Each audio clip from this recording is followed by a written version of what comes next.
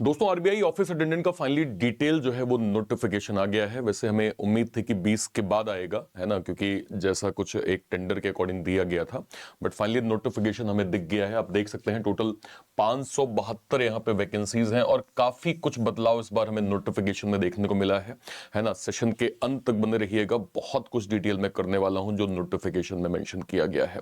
नमस्कार दोस्तों, स्वागत है आप सभी का एक बार फिर से। अगर आप इस चैनल पे नए हैं, मेक श्योर करें चैनल को आप लोग सब्सक्राइब जरूर कर लीजिए, ताकि यहां पे ना केवल इंपॉर्टेंट इंफॉर्मेशन, प्री से मेंस तक का complete reasoning content one stop solution में आपको प्रॉपर जो है वो मिल जाए। तो yes, total 572 vacancies RBI office attendant की यहां पे हमें देखने को मिली हैं।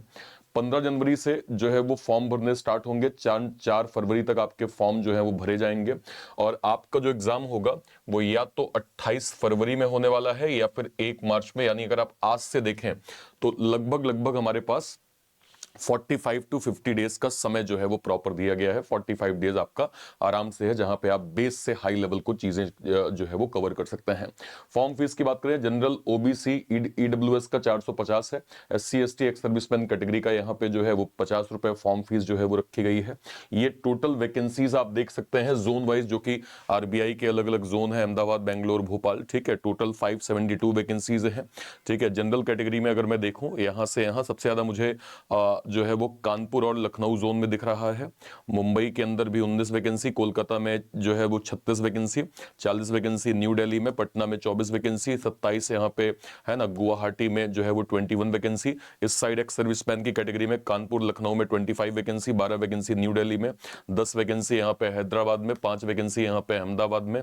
ठीक है, एंड 18 वैकेंसी कानपुर लखनऊ में। ये ओवरऑल वैकेंसीज आपका ट्रेंड यहाँ पे दिख रहा है। ठीक है, एक्स सर्विसमैन कैटेगरी में बस मैं जो इंपॉर्टेंट चीज है वो ये वाला पॉइंट आप देख लीजिए कि should get released and join the bank on before 1/2/2027। ठीक है, तो 2027 से पहले पहले आपको जो है वो ये बोला गया है कि आपकी सर्विसेज जो है वो अगर डन हो जाती है तो आप जो है वो एलिजिबल हैं। ठीक है, ये चीज क्लियरली यहाँ पे बोला गया है कि only are eligible to apply this recruitment. ठीक है, तो डिफेंस के हमारे सर लोगों के लिए भी एक अच्छी अपॉर्चुनिटी है। आगे बात करते हैं। 18 से जो है वो 25 साल मिनिमम एज लिमिट यहाँ पे बताई गई है और इसमें एससी एसटी का 5 साल का रिलैक्सेशन, ओबीसी का 3 साल का, एक्स सर्विसमैन कैटेगरी का up to the age of 50 years यहाँ पे दिया गया है। ठीक है सर, ओके। बात करते हैं एजुकेशनल क्वालिफिकेशन की। अगेन नोटिफिकेशन में कुछ बदलाव नहीं है। 10th स्टैंडर्ड का आपका जो है वो क्वालिफिकेशन यहाँ पे होना चाहिए और इसमें लिखा गया है कि candidate should be undergraduate, graduates candidate और higher qualification are not eligible. ध्यान रखिएगा, एक्स सर्विसमैन कैटेगरी में बोला गया है कि आपका 10th स्टैंडर्ड होना चाहिए और एटलीस्ट 15 साल की डिफेंस की सर्विसेज जो है वो होनी चाहिए। ठीक है सर, ओके। नेक्स्ट पे आ जाइए। 2 लेवल के आपके एग्जाम होंगे। एक आप मतलब 2 लेवल का आपका सिलेक्शन प्रोसेस है। एक आपका बेस है और दूसरा मतलब एक आपका जो है वो एग्जाम होगा, दूसरा एलपीटी होगा यानी लैंग्वेज प्रोफिशिएंसी टेस्ट होगा। ये आपका ओवरऑल जो है वो एग्जाम है, इसमें भी खास कोई बदलाव नहीं है। रीजनिंग, मैथ, इंग्लिश और जीए सभी के 30-30 क्वेश्चन हैं। टोटल 120 क्वेश्चन, 120 जो है वो मार्क्स होंगे और 90 मिनट्स का टाइम आपको दिया जाएगा। इस चीज को ध्यान रखिएगा। ठीक है, ओके। इसके बाद जो है वो लैंग्वेज प्रोफिशिएंसी टेस्ट। देखिए, एलपीटी को आपको हल्के में नहीं लेना है। आप जिस भी स्टेट से फॉर्म भरें, इस चीज को ध्यान रखिएगा कि आप जो है वो मतलब वहां की लोकल लैंग्वेज आपको आ रही कि नहीं आ रही। अगर लोकल लैंग्वेज क्लियर है तो आप उस स्टेट को भरें, अदरवाइज एलपीटी को हल्के में लेने की एकदम आवश्यकता नहीं है। जिस भी स्टेट से आप फॉर्म भरेंगे वहां की, जैसे लेट सपोज मतलब महाराष्ट्र से अगर आप फॉर्म भर रहे हैं तो आपको मराठी बोलते, लिखते और समझते प्रॉपर जो है वो आना चाहिए। इस चीज को ध्यान रखिएगा। ठीक है, ओके। ये पेपर देते समय आपको लोकल लैंग्वेज इस तरह से मेंशन किया जाएगा। बात करते हैं कट ऑफ के नंबर की, तो कट ऑफ का नंबर आरबीआई ऑफिस अटेंडेंट के अंदर भी अच्छा खासा जाता है। 120 में से आप देख सकते हैं 105, 105, 103, 96, 108, 111, 106। ठीक है, और देखिए जरा, तो 105, 110, 100, 199। तो आरबीआई ऑफिस अटेंडेंट के अंदर भी आपको कंपटीशन जो है वो ठीक लेवल पे यहाँ पे देखने को जो है वो मिलेगा। ठीक है, लैंग्वेज प्रोफिशिएंसी टेस्ट मैंने आपको बता ही दिया है। इस बार सैलरी के नंबर, जैसे आप देखिए लास्ट टाइम के नोटिफिकेशन में लगभग 26-27 हजार सैलरी मेंशन थी। इस बार आप देख सकते हैं अच्छे खासे नंबर आपको सैलरी के दिए गए हैं। लगभग 46,000 रुपए आपको जो है वो सैलरी यहाँ पे मिलेगी। ठीक है, okay. house rent allowance of 15% of pay will be paid to them additionally they are not stay जो है if they are not stay क्या कहते हैं staying in bank accommodation, यानी कि 15% HRA भी मिलेगा अगर आप बैंक के प्रोवाइडेड एकोमोडेशन में नहीं रहते हैं तो, ठीक है। इसके अलावा मेडिकल फैसिलिटी, ठीक है, reimbursement of cost of expected मतलब क्या कहते हैं स्पेक्टेकल्स एंड लेंसेज, है ना, knowledge updation allowance, furniture of residents, group terms, life insurance, vehicle insurance, वो सारी फैसिलिटीज जो आपको मतलब मैक्सिमम फैसिलिटीज जो आरबीआई असिस्टेंट को भी मिलती है वो as a RBI office attendant आपको यहां पे मिल रही होगी।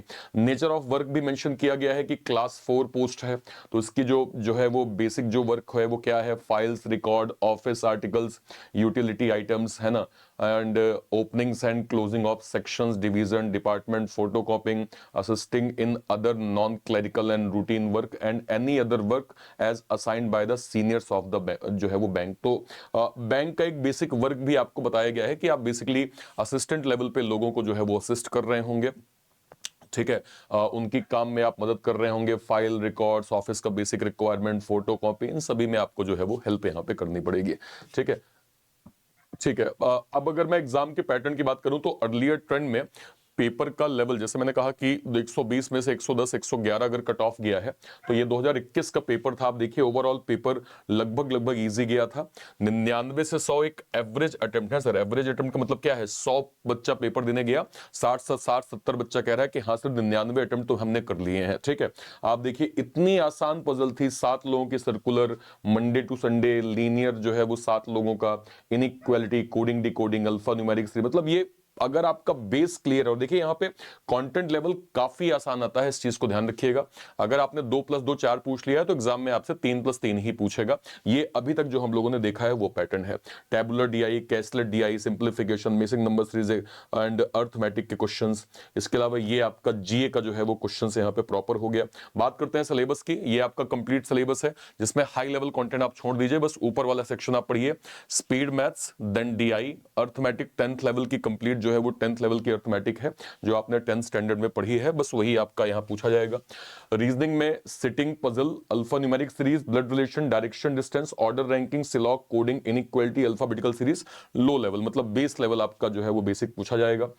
Close test, para jumble, sentence rearrangement, passage, paragraph completion, sentence completion, verb, tenses, modal, adjective, determiner, synonym, antonym, root words, one word substitution, foreign words, fill in the blanks, multiple meaning, error spotting, word swap, phrase replacement, no improvement, match the following, sentence completion, ये सारे topics आपसे पूछे जाएंगे। अगर मैं जीए की बात करूं बेसिकली तो 6 महीने का जीए का आपका बेस क्लियर होना चाहिए, जिसमें नेशनल और स्टेट्स के affair, economical, banking, business news, appointment, resignations, summit, conferences, important days and events, India और वर्ल्ड की रेगुलेटरी बॉडी कैसे काम करती है, मनी मार्केट भारत में कैसे काम करता है, भारत का बैंकिंग सिस्टम क्या है, इसकी टर्मिनोलॉजी क्या है, थोड़ा बहुत जो है वो भारत के स्टेट्स और इनके culture, countries, capital currencies, national park, wild life sanctuaries, ये सब चीजें जो है वो बेसिक पूछी जाती हैं। अब देखिए आरबीआई ऑफिस अटेंडेंट, ये बहुत जरूरी है कि आप एग्जैक्ट वो कंटेंट जो एग्जाम में पूछा जाता है वो आपको मालूम होना चाहिए या उसकी आपको स्टडी जो है वो करनी है। और ये आपको इन जनरल अगर मैं कहूं तो एग्जैक्ट जो आरबीआई ऑफिस अटेंडेंट का कंटेंट होता है वो आपको यूट्यूब में शायद कहीं ना मिले, इवन वेबसाइट में भी कहीं ना मिले, लेकिन एग्जाम ट्यून ने स्पेशली इस चीज को ध्यान में रखते हुए हमने 2 कैटेगरीज में सर 2 बैचेस प्लान किए हैं। पहला तो हमारा एक्स सर्विसमैन बैच, क्योंकि इसमें आपका पे प्रोडक्शन बिल्कुल सेम है, तो सभी डिफेंस के सर लोगों से मैं रिक्वेस्ट करूंगा कि आरबीआई ऑफिस अटेंडेंट आपके लिए बहुत बड़ी अपॉर्चुनिटी है सर, इसको आप मिस नहीं कर सकते हैं, क्योंकि यहां पे आपको सब कुछ सर, सारी फैसिलिटीज, सैलरी के नंबर्स आपको पता ही है, सारी फैसिलिटी आपको मिल रही है, 5 डेज जो है वो वर्क लाइफ है, और भी सारी चीजें हैं जो आपको आरबीआई ऑफिस अटेंडेंट के अंदर मिल रहा है, ठीक है। ओके, तो ये हमारा सर एक्स सर्विसमैन स्पेशल और आरबीआई ऑफिस अटेंडेंट का बैच है।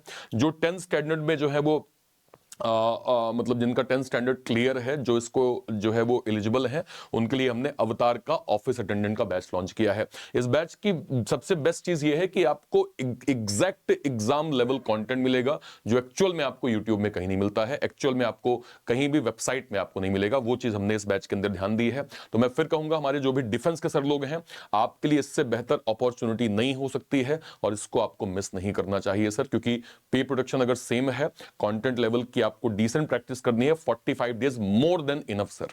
एक चीज और जो हमारे डिफेंस के सर लोगों का लगातार मैसेज होता है उसको मैं एड्रेस करूंगा। जैसे हमने अभी आरबीआई ऑफिस अटेंडेंट का एक सर्विसमैन बैच लॉन्च किया, आरबीआई असिस्टेंट का भी हमने एक सर्विसमैन बैच लॉन्च किया था, आरआरबी क्लर्क मेंस का हमने लॉन्च किया, एक सर्विसमैन फाउंडेशन भी हमने लॉन्च किया। तो सवाल ये है कि सर किस बैच को हम अवेल करें? देखिए सर, हम as a exam tune platform एक ऑथेंटिक प्लेटफॉर्म है एक सर्विसमैन कैटेगरी के लिए। मतलब कल अगर एसबीआई क्लर्क का भी नोटिफिकेशन आएगा तो हम एक सर्विसमैन का बैच लॉन्च करेंगे, आईबीपीएस क्लर्क का भी नोटिफिकेशन आएगा हम एक सर्विसमैन का बैच लॉन्च करेंगे। कोई भी असिस्टेंट लेवल का एग्जाम जहां पे आपकी एलिजिबिलिटी है सर, वहां पे हम उस बैच को जरूर प्लान करेंगे। तो इंस्टेड ऑफ दिस आप अलग अलग बैचेस को प्लान करें, पढ़ना आप स्टार्ट करिए। और सबसे मेन चीज, वन स्टॉप सॉल्यूशन में आपको सर बैंक महानायक के साथ जाना चाहिए। बैंक महानायक क्या है सर? एक साल तक जितने भी बैचेस एग्जाम ट्यून के अंदर लॉन्च होंगे वो सब आपको बैंक महानायक के अंदर मिल जाएंगे सर, जिसकी एक साल की फीस जो है वो 1599 है। मैं अपने सभी डिफेंस के सर लोगों से ये रिक्वेस्ट करूंगा कि आप इसके साथ जाएं, ताकि इस साल जितने भी नोटिफिकेशन आपको एक सर्विसमैन कैटेगरी में क्लरिकल लेवल पे मिलेंगे, असिस्टेंट लेवल पे मिलेंगे, वो सब आपको एग्जाम ट्यून के अंदर बैच के माध्यम से मिल जाए, ताकि आप स्क्रैच से पढ़ के अपने एग्जाम को जो है वो क्वालिफाई कर पाए। इसको कहां से कर पाएंगे सर? या तो आप इसी वीडियो के डिस्क्रिप्शन बॉक्स में जाइए, इसी वीडियो के, या फिर ये चैनल दिख रहा है, चैनल के सर लाइव सेक्शन में जाके कोई भी वीडियो, लेट सपोज मैंने यहां पे क्लिक किया, मान लीजिए मैंने इस पे क्लिक किया सर, जैसे ही आप इसके डिस्क्रिप्शन बॉक्स में जाएंगे सारे बैचेस की लिंक वैसे लगी हुई है, बट सबसे ऊपर आपको बैंक महानायक की लिंक मिल जाएगी। बैंक महानायक यहां से आप अवेल कर सकते हैं।